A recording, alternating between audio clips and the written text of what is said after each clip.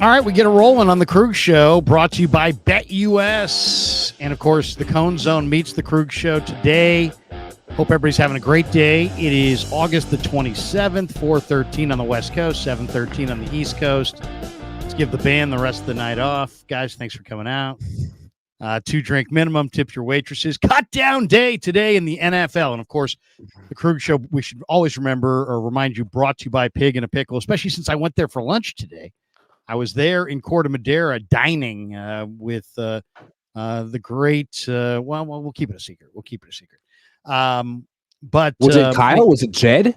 Was it Kyle? Brock? Wasn't Jed? Is a media person who people haven't talked to in a long time.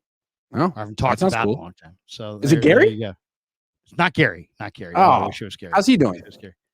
Last time I talked to Gary was this summer, and he was doing great. He's doing great. He's raising his kids. He's got, kids in college, and he's got 3 kids. Do you remember when my dad retired, you and Gary invited him on the show to do a one final interview, and my dad was like, only if you have my son there too.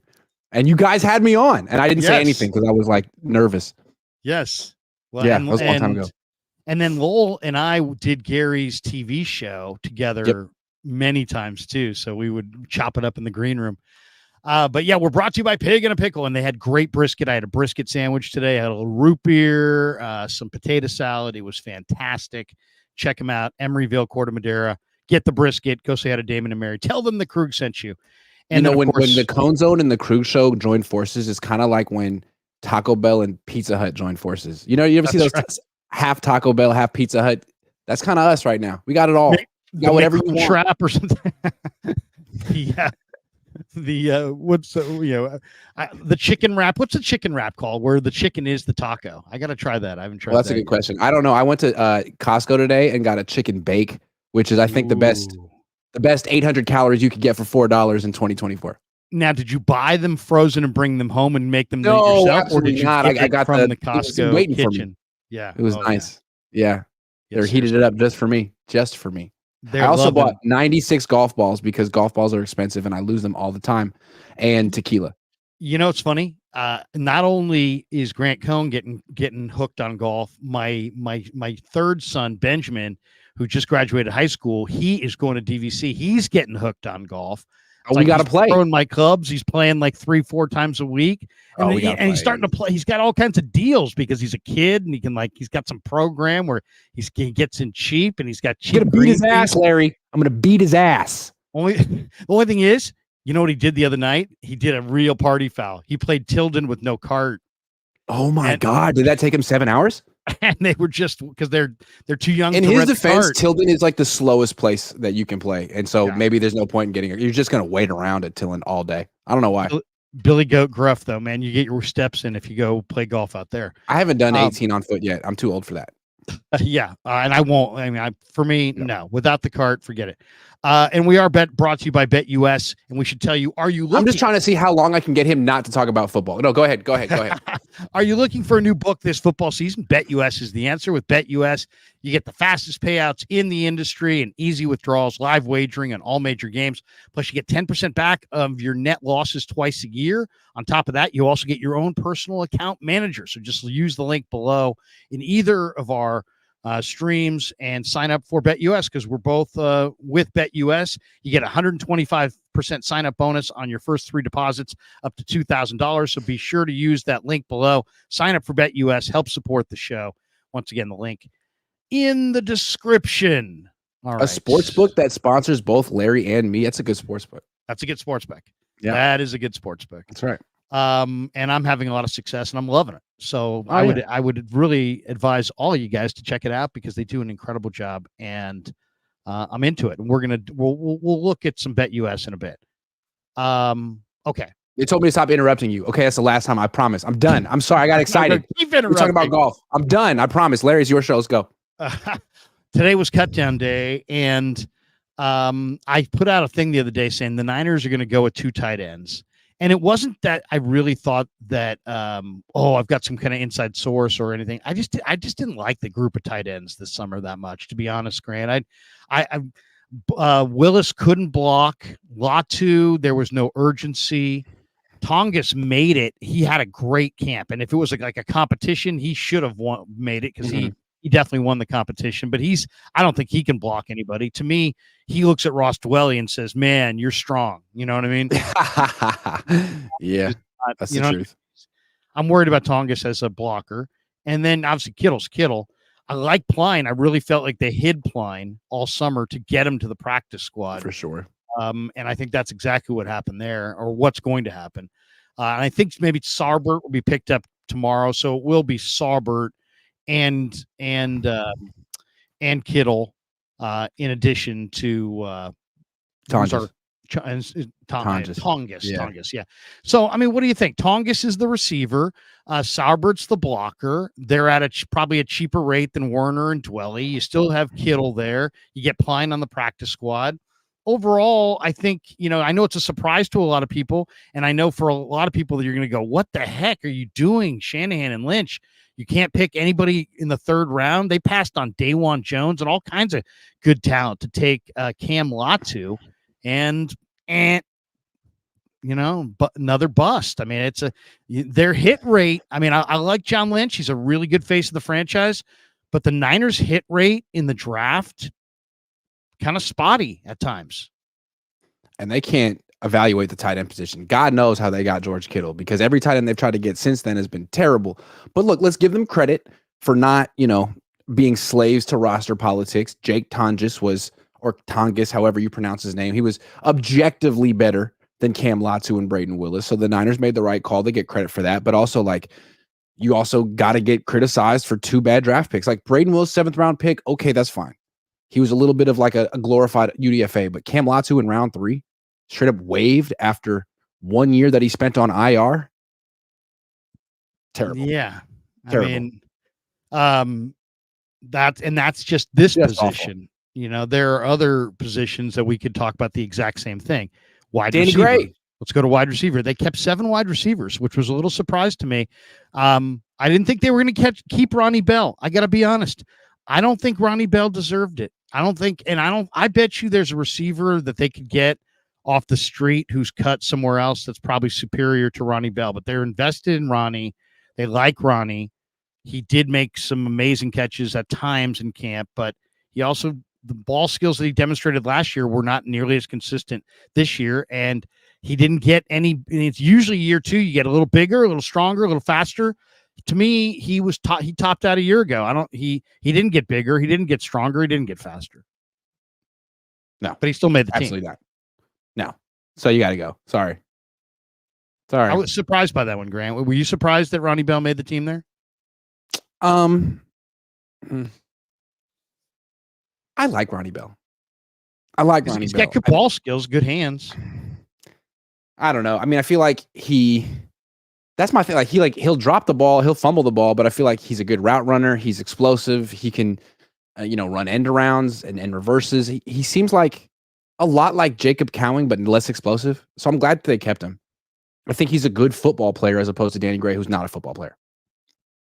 Yeah, no, Danny Gray, it was just a guy who was fast, and he just, every hit he winced, and he was on the sideline after every hit. But I'll say this, looking at this wide receiving core, let's just say whether you have Aiyuk signed and he's, you're still kind of revving him up slowly, or if he doesn't sign, you may not have Aiyuk for the Jets. You may not have Pearsall for the Jets, at least at full go.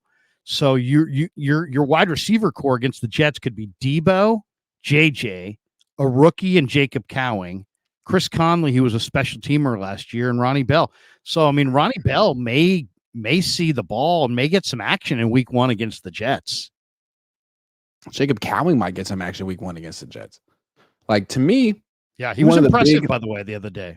Yeah, if you were saying top 5 most impressive players in training camp and preseason for the Niners, Jordan Mason, yeah, Jacob Cowing, those are 2 of the 5, and there would be others, but Cowing was a big deal for them. He absolutely Lenore, but those 2 guys really emerged, and Cowing in the last week and a half, he was hurt for a long time, came back and just exploded on the scene. I like him a lot. I think Cowing has got some dynamic ability. And he was impressive when we talked to him at the podium. He's just really focused, and he's had a really good, last week or so.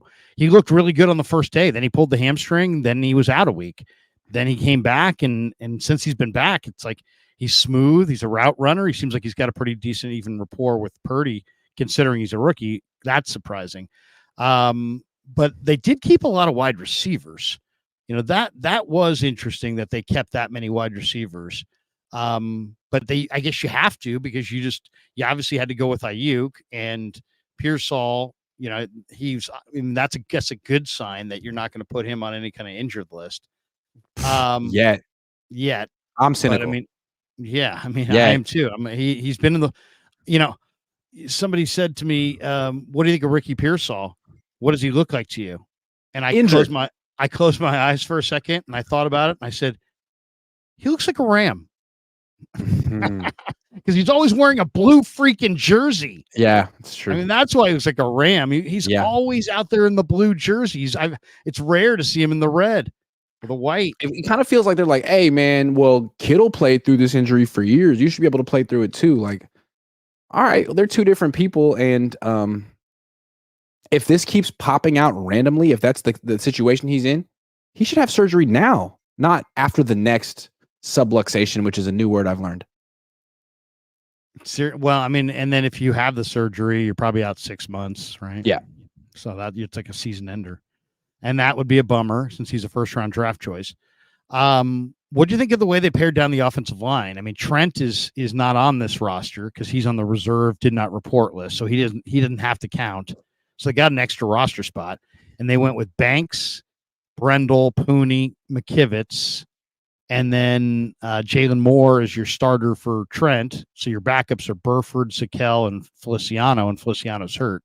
So they kind of went short on the O-line, really. I mean, they Hubbard. I thought there was a chance that they would take Hubbard. They didn't. I thought there was a chance they would take Nugent. He graded out really highly, or Kingston. They didn't. Not surprisingly, they went with Sakel over Nugent, though Nugent, according to PFF, had the better preseason. What'd you think of what they did on the O-line?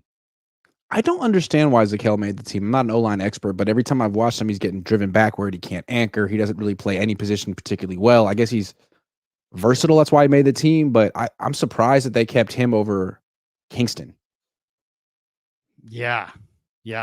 Especially I've never been impressed by Zakel. Never. I mean, especially since you've got other guys that can play center. And you would think, it wouldn't be that big a deal to, you'd rather have somebody like Kingston who's got a little bit more power to him. I was surprised that I thought Nugent played pretty well, but I guess Nugent and Kingston potentially could be pretty good practice squad guys. I think they're probably going to, because they kind of have some low end guys, they don't really have prospects here or guys that anybody thinks are going to be special down the road, or they don't even really have O linemen with special physical traits, really. So I think that their O line's probably going to all clear through waivers, and they're going to have their pick of their guys from I got a question for you. They cut about this O line. Yeah. So Trent Williams isn't on it right now. He's on the reserve, did not report list, and the Niners tweeted out a picture of their offensive line with Aaron Banks smiling, proud, and all the players on it. Is that the worst offensive line in the league without Trent? Banks, Brendel, Pooney, and McKivitz, and more. I don't think it's going to have its own nickname. I think the Hogs are feeling pretty good. They're feeling like we're safe. Yeah, I'm gonna tell you something, Larry. If Trent doesn't play and Brock gets hurt, your starter. If Trent doesn't play and Brock gets hurt, Kyle's is responsible for that. Like, Brock is not responsible if he gets hurt behind that offensive line. That's malpractice.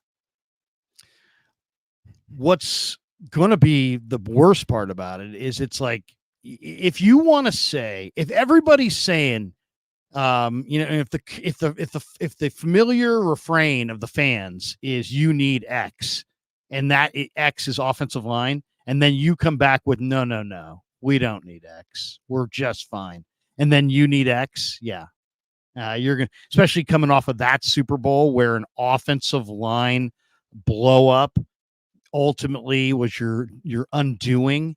and then you're going to come back the next year with pretty much the same line, except you're not going to get Trent signed and run it back with, I think after watching last year, you should have said, okay, Purdy didn't wet the bed in the Super Bowl. Build a freaking fortress around this guy, invest in the offensive line, and really build a wall around him.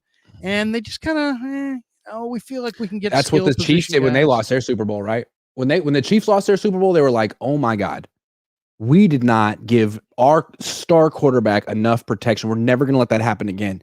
Niners didn't learn that lesson. Yeah. No, seriously. And one more thing. The Niners could have drafted Kingsley Suamataia. They traded down in round 2 for Bernardo Green, who looks solid. But right now, Kingsley Suamataia is the starting left tackle for the Chiefs. Come on. Come on, Kyle. You haven't drafted an offensive tackle since Jalen Moore. Come on, man. Come on. You could have had Pooney and Suamataia on the same line. That was there. That was available for you. Pooney, great pick. I will not sit here and say that I was banging the drum for Kingsley on draft day. I am a Monday morning quarterback of the highest degree for sure. But that's not my job, and it is their job. And they were looking at all these films of all these guys. So if one of these guys turns into the next freaking Hall of Famer, John Hanna, I mean, you're probably gonna have to answer for that. You pass on awesomeness. And you know what? People tend to not forget those things. It's amazing. Yeah, and you're measuring yourself against the Chiefs anyway, man. Like you thought that guy was nothing. You traded down. Chiefs disagreed, and all of a sudden they got a starting left tackle. So, and it's really galling too, because in a year where you're looking to be more dynamic, they get Xavier Worthy and a starting left tackle, and you get a guy with a shoulder problem. And no, you got Dominic Pooney and Jacob Cowan. That's from your left tackle. You got a guard and a slot receiver. Nice. They got a freaking left tackle and a starting wide receiver. Like, it's a little bit better, but we'll see if they got a starting wide receiver. I think that's TBD. Worthy? I think that's TBD. Yeah, we'll see. I like his skills. I don't think that's for sure. All right, let's my hot take is that the Niners wanted Worthy and the Chiefs leapfrogged them to take him, and they took Pearsall as a plan B. They never met with Pearsall before the draft. They didn't know about his shoulder injury, apparently. I think that was someone that they weren't super sold on, and that's why they took Cowing later. Well, yeah. I mean, and how many times have we seen the 49ers during this regime go for one position early in the draft, double up later in the draft, and have the second edition be better than the first edition? I have a hot take again with the Niners in the first round. They need to stop standing pat. Their best let's take Nick Bosa out of the equation because that was kind of like a no-brainer. Their best first-round pick they've made is Aiyuk, which was a trade-up. If you like a guy, go freaking get him. Or if you don't like anyone in particular, trade out. Just like standing pat and waiting for someone to get there and rolling the dice, I think is part of the reason why the Niners have such a bad track record in round 1. It's nice to have conviction, but I think they did have conviction and traded up for Jalen Hurd and Dante Pettis too. But they did also trade up for Jair Brown. So I kind of know what you're saying. It's like if you have a player that you're targeting and you know where he's going to go, if you have the conviction, go for it. Chiefs did it with Xavier Worthy. Exactly, and from what I read there, Mahomes was so in love with Xavier Worthy and the ability to create all that space for Kelsey, and he just said, get me Xavier Worthy, and Veach and Andy Reid relented. What do you think of the D-line? The D-line, the Niners went Bosa, Hargrave, Collins, Floyd. Okay, and Floyd's kind of dinged up. Then they went Matos, who's also, they say, week to week. Jordan Elliott, Givens. These are not surprises. Beal. But the surprise is Sam Aquanu. Sam Aquanu from Maryland. Undrafted free agent from 2022, played at Maryland. I did an interview with him. He's super athletic. He's like 6'1", about 270 pounds, and he's from Massachusetts, Lowell, Massachusetts. Yeah, he went to Maryland and 90 tackles at Maryland. So interesting guy, 6'1", 270, kind of a power packed guy, third team all Big Ten back in 2021. Had a couple, 1 or 2 sacks in the preseason, something like that. Yeah, he looked good. Lowell, Massachusetts. You know who else is from Lowell, Massachusetts? Who is that boxer that Mark Wahlberg portrayed in that movie, The Fighter? Mickey. Mickey. He's from Lowell, Massachusetts. Lowell. Mickey something or other. Sorry. Anyway, sorry. It's okay. My take on the Niners. This is the one position I felt like they just put bodies there. Like at tight end, they were like, look, we could keep Eric Sobert, but he's not one of our 53 best players. We're gonna take less tight ends because we want to keep our best 53. But you kept Robert Beal. Like take Sam Okwanu out of it. He actually was like the Jake Tonjes of the defense. He played well in camp. Robert Beal, he did nothing. You just put him on the team because you needed a body there. That's too bad. And that speaks to the team's lack of depth. Like if Drake Jackson were healthy, I don't think Robert Beal would be on this team. Well, if you look at Robert Beal walk through the room, you would have no, qualms about him. He's on the first guy off the bus kind of team, right? He looks the part. He's 260, he's ripped, he's fast, he's a great athlete. I understand, why they showed interest in him and why they're investing in him. But we've been waiting on it now, and he's now in a position where the fourth and the fifth defensive end, in today's NFL play. It's a passing game. They rotate their linemen. So, these guys play. I mean, you could have a backup guard or center. Those guys may never play.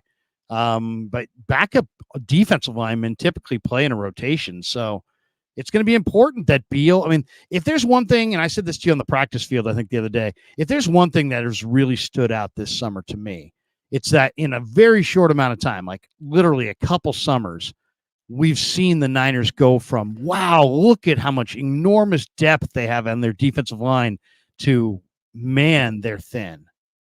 And that's 2 years. They remember all the guys they had. They had Ebukam and they had a Menahue and Sheldon Day. And they just had dudes, all kinds of Kentavious Street. And they just had a bunch of guys. First round pick.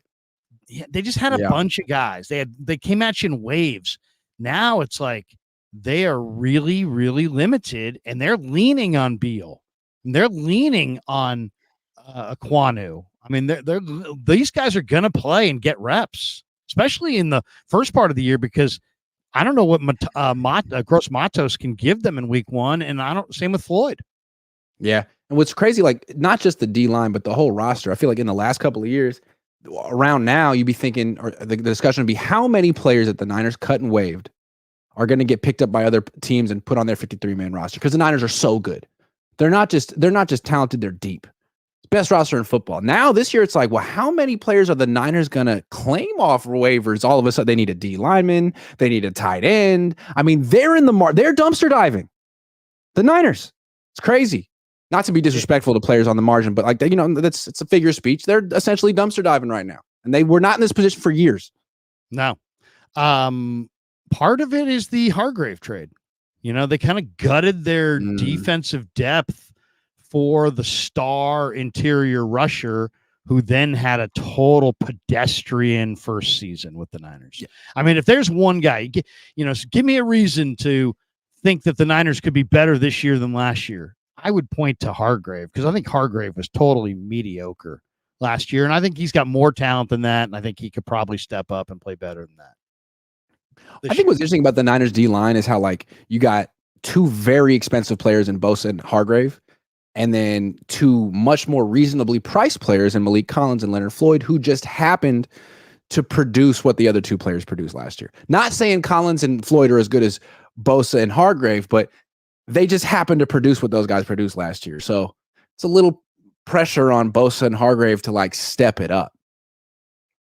No doubt. And I do think there's potential that both will. So that's good news. But it's time to. What did you think at linebacker? Fred Warner, Devondre Campbell, D. Winters, Demetrius Flanagan-Fowles, Curtis Robinson, and Tatum Bethune. They kept 6. They waived Jalen Graham. They kept Curtis Robinson, who had a phenomenal training camp. He did. And then Tatum Bethune, I guess you could argue, outplayed Jalen Graham. I love Jalen Graham. I think Jalen Graham's going to go somewhere and be a really good player. I kind of like Jalen Graham more than I like Winters, to be completely honest, but they love Winters. So what'd you think of the way they pared down the linebackers? They had to get rid of one guy they kept 7 wide receivers. I almost thought they could justify keeping 7 linebackers. And if they didn't keep 7 linebackers, I thought they would try to trade one. Like Demetrius Flanagan-Foles or Jalen Graham. Honestly, I understand why they kept Curtis Robinson. He had a great camp. I understand why they kept Tatum Bethune. He had a great preseason. He had like 20 tackles. I don't think only 5 players had more than that. So they deserved it. But I don't think Jalen Graham's going to clear waivers. Maybe I'm wrong.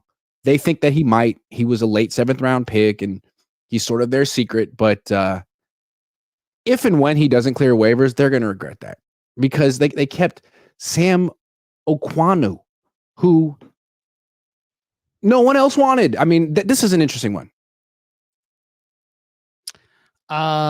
Bethune, I'm wondering if Bethune just had a good preseason and will get just roasted in NFL coverage, or if he can run better than I think. I don't know, because the numbers, his workout numbers were not great, but man, in the preseason, he is just showing up at the football, and he's doing it a lot in practice recently too. So maybe he's just one of those guys that diagnoses fast and plays fast, and who knows? What's that? Chris Borland. Yeah. Yeah. I mean, a hitter like Chris Borland, who was really good for a while. He's not going to. Matthew's not going to have that sideline to sideline speed. Like if he has to get to the sideline, he'll be diving at ankles. But between the tackles, it seems like he has a really good ability to stack and shed, and he has good instincts, and he makes plays. The Niners cut Sam Womack, and they cut Rock Ya-Sin, and they kept 6 at the position. They went with Mooney, Lenore, Renardo, Yadam, Luter, and Ambry. So is it really just Ambry going to potentially? Do you think Ambry's going to be on the roster for the year? Or do you think Ambry goes to an injured list and they either pick up Womack or Ya-Sin back? How do you see that one? I think they'll put Ambry on IR in the next couple of days so they can bring him off of IR mid-season. And I don't know why they want to do that. They are so loyal to Ambry Thomas when it seems like he would have been perfectly fit to get cut with the other draft picks that got cut today. But I think he'll be on IR for half a season and come back. But if they're in a position where they need Ambry Thomas to help them out down the stretch, they're in trouble. Sorry. It's not like he's much better than Samuel Womack. He's not. No, I mean, I don't know. These guys, they're all talented. It's hard to know who's gonna fire, Yeah. I mean, Ambry Thomas is super talented. Womack's super talented. They've both kind of been inconsistent. That's the thing. They run 4 threes. They're talented guys. But I mean, Ya-Sin is a veteran, so he's a little bit more dependable in the short area. Womack's got a little bit better deep speed than Ya-Sin. I don't know. I mean, it's like, what do you want? Do you want the veteran? And then, of course, somebody could pick up one of these guys off waivers. I guess the good news today was that Hufanga was activated off the PUP list, right? So that means that he is not going to miss. What was the PUP list going to mean? Will you miss a month? 4 weeks. So he could miss a game or 2 or 3, but he won't miss definitely 4. It seems. But he also may not be ready for the Jets. Who do you think gets that start opposite Brown in week 1? Do you think it's Odom, who looks so good at times in camp, or do you think it's Mustafa, who actually got some run with the ones in the Raider game? I would go with Mustafa. Kyle's probably going to go with the vet because Kyle he's prejudiced against rookies. He likes. I don't know what his deal is. He's going to go with Odom because he's Kyle. Yeah. I would go Mustafa though. I like Mustafa. I would start Mustafa at strong safety. I would start D. Winters at linebacker, not Demetrius Flanagan-Fowles. I think, and I would have Jacob Cowing be the number 3 receiver if Aiyuk isn't out there. Like, let the youth play. Let's role play. I'll be media and you be Kyle Shanahan. Kyle, you put both Brandon Allen and Josh Dobbs on the roster. Who's quarterback 2 and who's quarterback 3? Yeah, we haven't really made that decision yet. We'll figure that. We'll work all that out, but we haven't told them yet. So that'll be a fluid situation.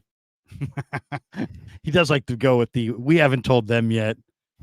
We're going to tell them before we tell you, jokers. We're not going to tell them either. We're not telling anybody. Looking at the thing from the back, the 50,000 foot view of the roster, what stands out to you? I mean, they did go a little short at tight end, but we do expect them to probably bring back Saubert once they move a couple guys to the injured list. So that we do expect them to have at least 3 tight ends on the roster. But what was your primary takeaway overall? I just didn't. I don't love the fact that they went with Flanagan Fowles over Graham, because it seems to me that you should protect the young linebackers that could potentially play from scrimmage over special teams linebackers who I think are, you can find on the street easily. Demetrius Flanagan Foles over Jalen Graham. Brandon Allen over Tanner Mordecai. Like these vets who made the team just because Kyle Shanahan is scared of playing young guys. That's that. I mean, it's predictable. We know none of us really thought Tanner would make the team, but I think most of us think that Tanner's probably better than Brandon, except for Kyle. So that's one. But I think also it's just another day that's overshadowed by Brandon and Trent. It's like, okay, the Niners tried to have news about regular stuff, but still the thing is like, oh, is Trent on there? Is Brandon on there? What's up with them? And they can't avoid that. And it's like, we're 13 days away. You guys eventually need to change the narrative to football stuff and not business eventually, but that's on them. What do you think? I mean, Trent putting out, hey, look, Trent's looking for a big boy payday. Trent's looking for, he's basically just screaming at Parag through the media. Unless I get, significant millions sent to me, I'm more than happy to sit at home, and I will be at home. So it's like people, Deshaun Jackson said, oh, it's close and he's going to be there, but seems like, things are not getting done, which is awfully similar to the Aiyuk deal this summer. Yeah, I think people don't understand. It's not necessarily about the money. It's about ego. And from Trent Williams' perspective, like accepting that he's the 4th highest paid left tackle with no guaranteed money left on his deal would almost be accepting that he's no longer the best. And his ego won't allow him to do that. So he needs the 49ers to validate his ego and show him once again that he's the best. And I don't think that he's necessarily interested in playing NFL football unless he's playing on those terms, which is scary because he's older and he's asking for guaranteed money over multiple seasons and he could retire at any time. But I mean, talk about a leverage. I mean, you've got a young quarterback that you're trying to keep upright. You're taking, the season starts and you really don't have even a 3rd tackle of note, let alone a backup left tackle. I mean, literally, at some point, they're either going to have to say it's Trent or we're going to have to invest in a different veteran option, because they can't just be like, Jalen Moore. That's it. No. Jalen Moore, not based on what I've seen this summer. Chuba Hubbard. No, he's not even on the team. Yeah. But they can't go the Jalen Moore route, and they sure as hell couldn't have gone the Brandon Parker route. He was one of the guys they cut today. They cut, by the way, Ben Barch, Robbie Chosen, Chris Hubbard, T.Y. McGill, Brandon Parker, Eric Sauber, Trent Taylor, Logan Thomas, Tracy Walker, Nick Williams, Rock Ya-Sin. Any of those surprise you? I guess Trent Taylor was a little bit of a surprise to me because it seemed like they really had earmarked him for a return role, but not so much. They kept Rock Ya-Sin, right? No, they cut him. They released him. They released him. I thought they were going to keep him, but at the same time, he's gotten cut a bunch of times the last few years. I think that makes sense. What was one player that made the team that you think shouldn't have made it? The one player that made the team that I thought shouldn't. How did John Feliciano make the team? What did he do? Well, I mean, Feliciano is only on this team because of his rep. I don't think he needed to do anything this summer. Okay. He played efficient football for them last year. But yeah, I mean, he's going to be out half the year. He takes a roster spot for a day and then they'll go get somebody else. But yeah, he would be the easy answer. I think Ronnie Bell is dime a dozen, to be honest. When you look at the kinds of receivers that exist in this league and the guys that didn't make teams, I think he's got good ball skills, but he's not big. He's not fast. I'm team Ronnie Bell. Me and you disagree. I like Ronnie Bell's game as far as, he's He had a 100-yard day in the preseason last year, but he did not progress. I don't see a lot of upside there. I think he's a little bit top. Yeah, there's no flashes. And I'll say this, like if Aiyuk is not there week 1, Ronnie Bell is probably a better, more dependable option than Cowing or Conley.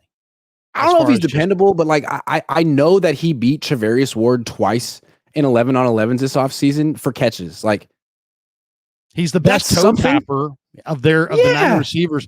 He's the best sideline toe tapper they got. He can make acrobatic catches. I don't think you say he has good ball skills. I don't agree at all. I feel like he's a drop waiting to happen. I just feel like if he could just put it all together, he would be a solid slot receiver. But I don't know that he'll ever put it all together. And I think the Niners are still like kind of waiting. Like Danny Gray, we've seen enough. You got nothing to put together. But Ronnie Bell has these flashes. Well, Ronnie Bell's dad is a college wide receiver coach. So, I mean, like playing wide receiver is the family business. That's what they're talking about at the dinner table. So in some ways, he's like a second-year player who looks like a seventh-year player. He's very refined. He's got in some ways, he's got the best hands on the sideline, and he's got great body control. He's just not that big. He's maybe 6 feet, and he doesn't run that fast. He's probably mid 4.5s. But I just think 4.54, 5'11 and a half, 38-inch vert. He will catch the ball. So like he's quick. If you put it on the hands, he'll catch it. Yeah. I think Zakelj to me was unimpressive this summer. I like Nick, good guy, but I thought he was unimpressive. I think Beal Jr. and Aquanu are, kind of practice squad level defensive ends, and I think they need to upgrade there. If they really think they're going to the Super Bowl, and they're going to have more on their defensive line than what I'm looking at here. There's just no question about it. Unless I think they know it too, because they always want to be very deep on the D line. I mean, they made the trade for Chase Young last year. I don't think they're done there. They will get Kalia Davis, they think, back, but then the question I would have is for how long? For how long exactly? How long could he possibly stay healthy? Mm-hmm. I guess I'm not surprised though. I'm not surprised they went with Garendo. I'm a little surprised they went with Patrick Taylor. But I was telling you, I thought in that Raider game when I watched it again, I thought Patrick Taylor looked amazing in that game. You called it. You said that to me the other day. I thought he looked great in that game. He's big and he's rangy and he's kind of fast. He's interesting. That's a bizarre, beneath the radar. Nobody's talked about him all summer, but he's a big back. He's got kind of good speed. He's an interesting back. I mean, he's not, he's athletic. And he made the team, and Cody Schrader didn't. I wonder if Schrader will be a practice squad guy for them. That would be another one. I would think he will. I don't think he did enough in the preseason games to get put on another team's 53. He had good reviews in practice, but that's different. Do you think if you're a gambling man, are you in that? Is Lynch gonna pull the 11th hour, second and a third, and Aiyuk's a commander, or a Steeler, and for some kind of draft pick compensation when nobody's looking, and just try to weather the storm, or do you think they do cross the finish line and get it done with Aiyuk and he's out there?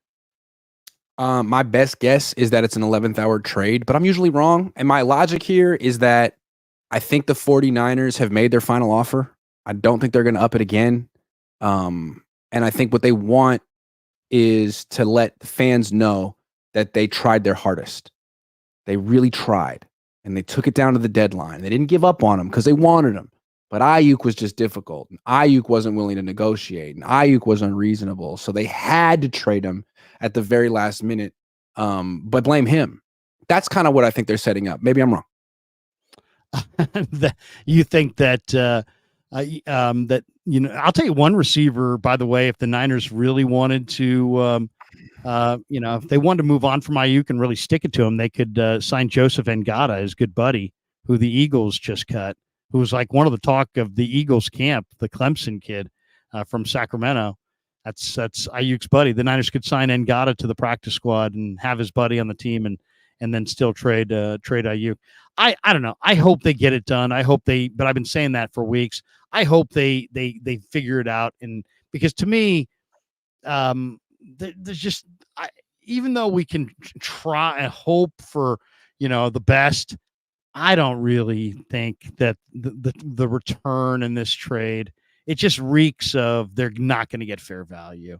It doesn't seem like the 49ers are going to do well in this trade. It seems like they're going to get screwed in this trade for future picks, and it may help their cap in future years. But in September, who the hell's rooting for your cap in future years? But what's the alternative? Like, short of the Niners caving and giving Aiyuk everything he wants, or Aiyuk caving and meeting the Niners on their terms, if you try to force him to play on the 5th-year option, will he?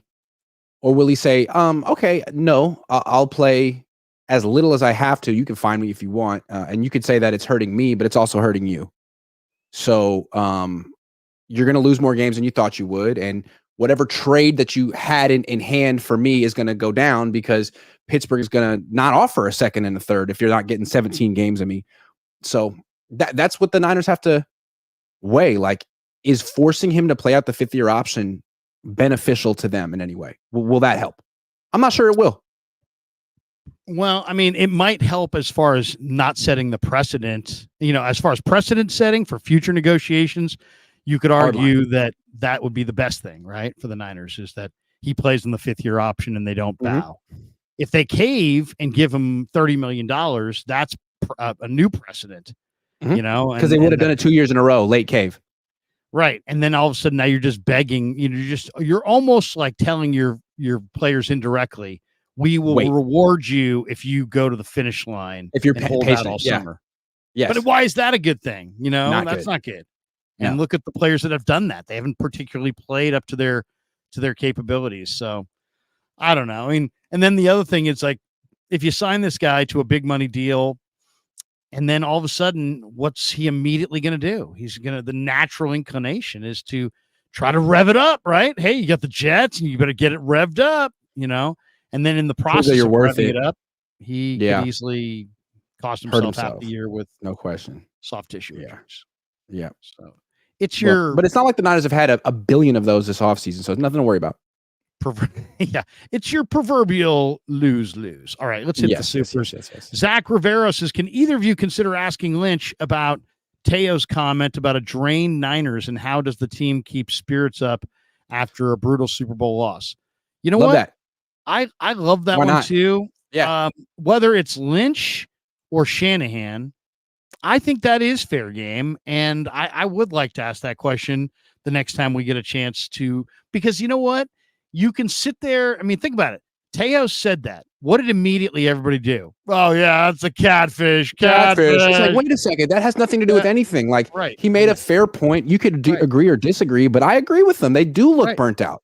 Yeah, he made a point. Now, granted, the one pushback I would say is he did base it on the last 2 preseason games. Right. The Niners do have 25% roughly of the top 30 players in the league, of which I think none of them basically played in those games outside of Purdy and maybe Kittle. I mean, it's like, what I'm saying? There's no Bosa, no Warner, no Aiyuk, no Trent, no Mooney. There was just a lot of guys sitting out that really are pretty good. That could have contributed.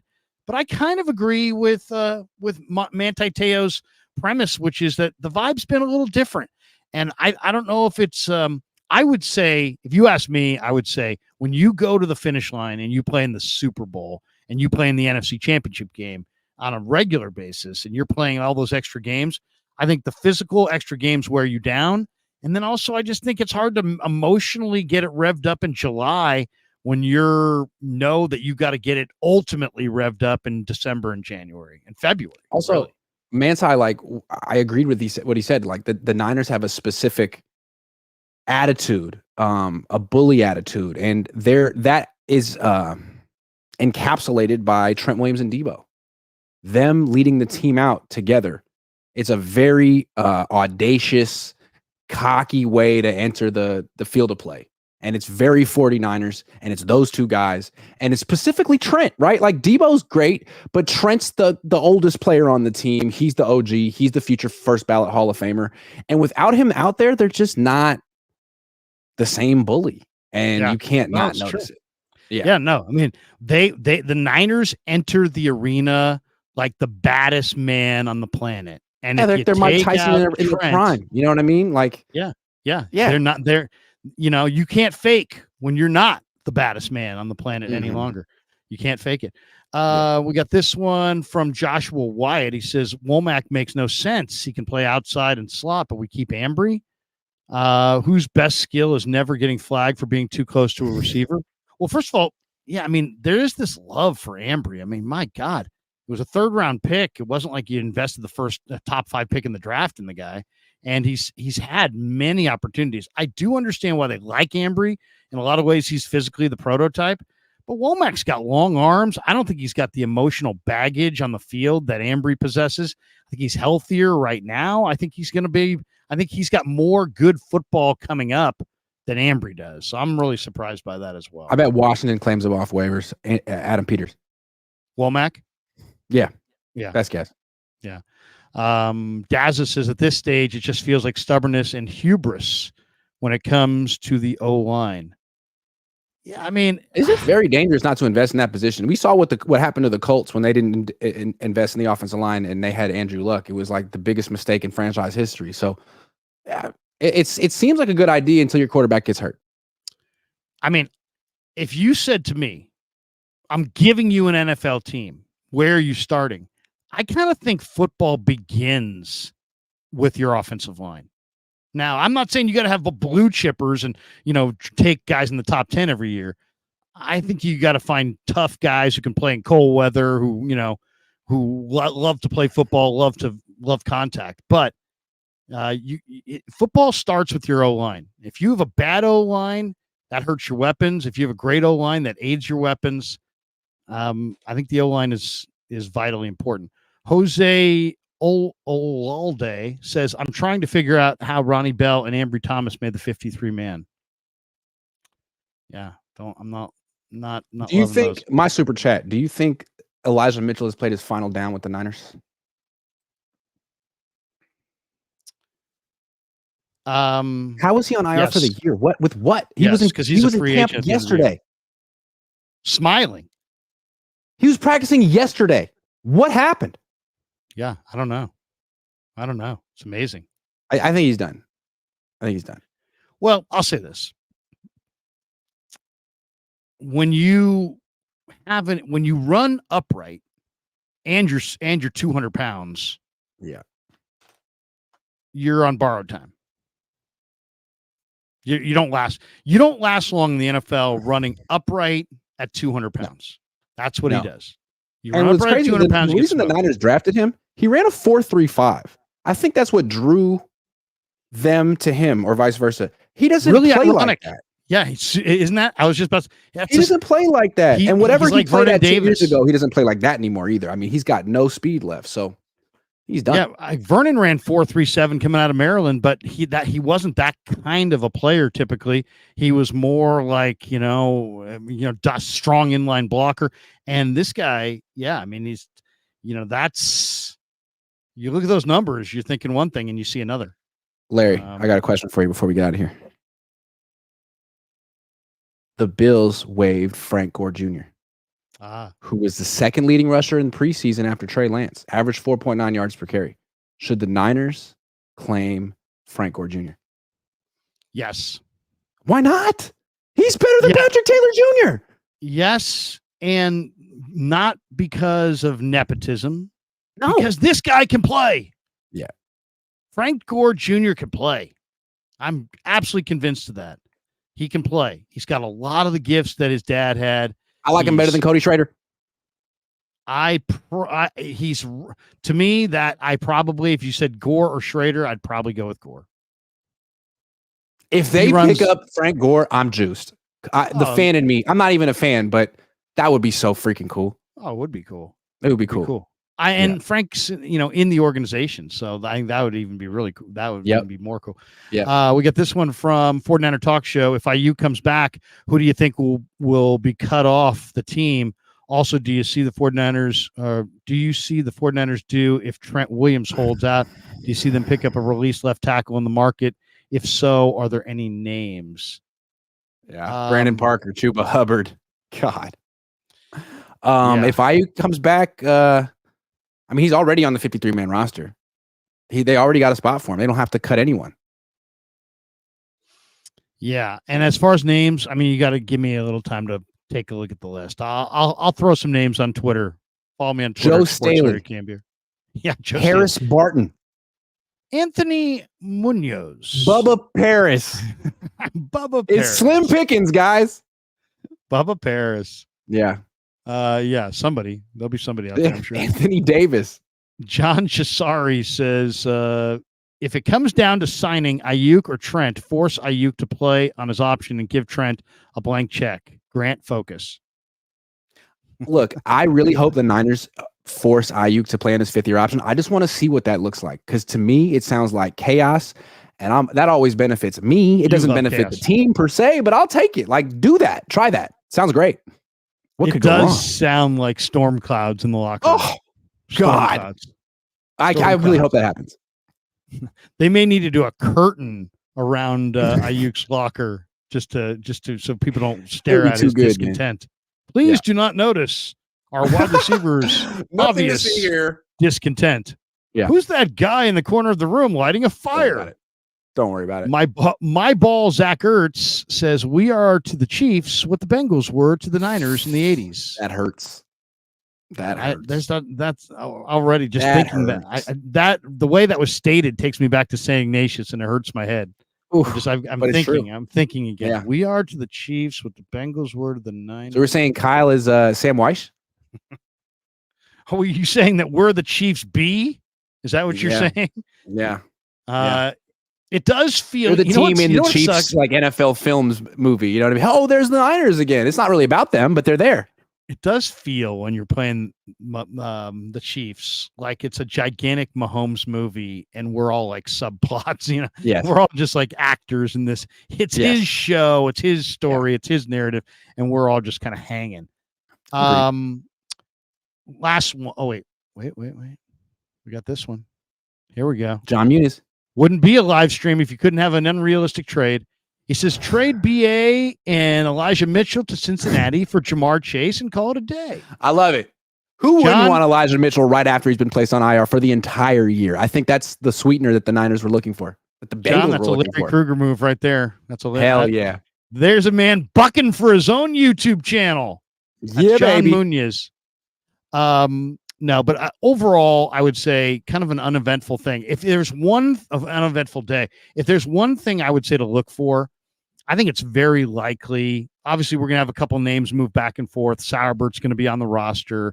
But I also think it's pretty likely that, even though they went with the Maryland kid today and they're going with Beal today, as they get a little closer, I think you're going to see more established. There's going to be somebody with a better track record at defensive end added to this mix. I would be almost shocked if we got to, like, let's say week 3 and there wasn't another defensive end that's not here. Would you agree? Or, I mean, this doesn't seem like they're going Gregory. With the guys. What's that? They go get Randy Gregory.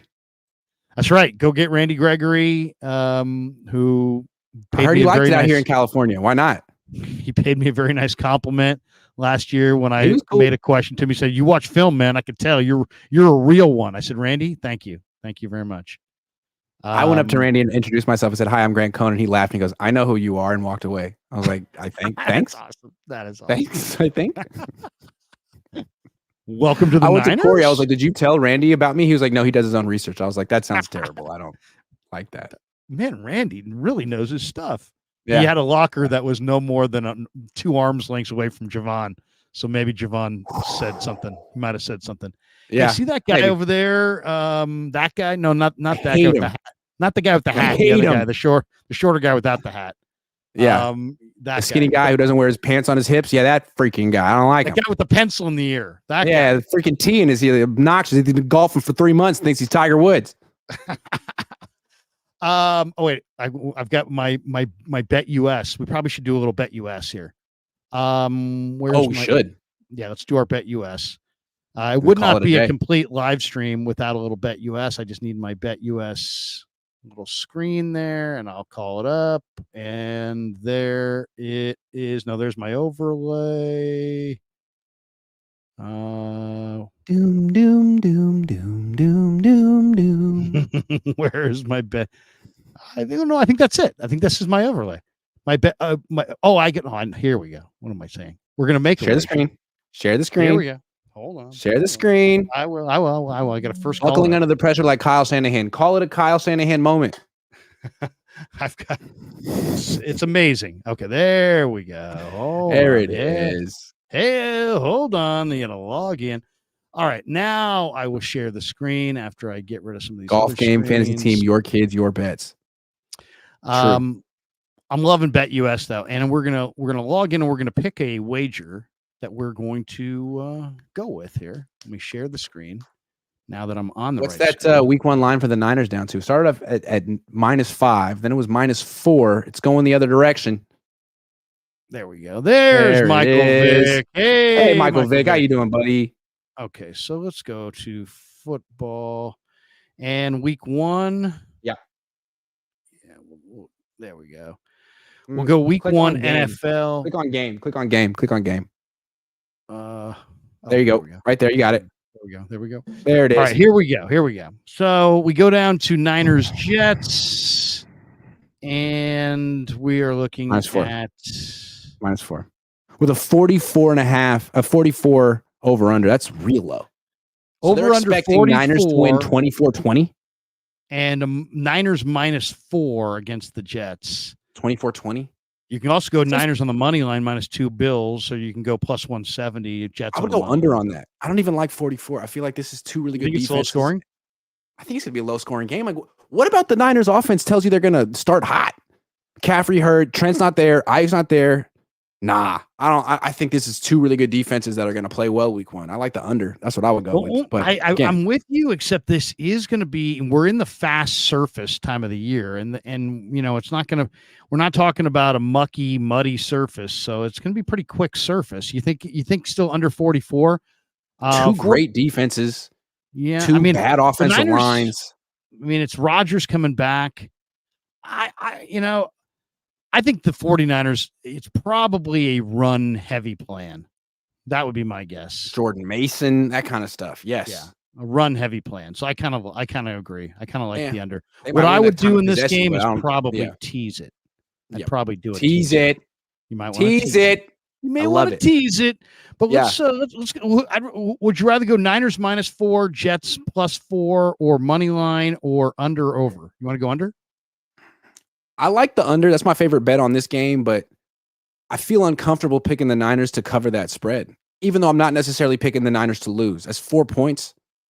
Oh, man, I could see them winning this game by 2 or 1. I know. I have a hard time seeing them losing to the Jets at home in week 1. Especially they've had such ownership of Rodgers. Yeah. But I do like the under. So let's go under. Let's go under. We'll go under 44. And how much do we want to risk here? All the money. Yeah. $400.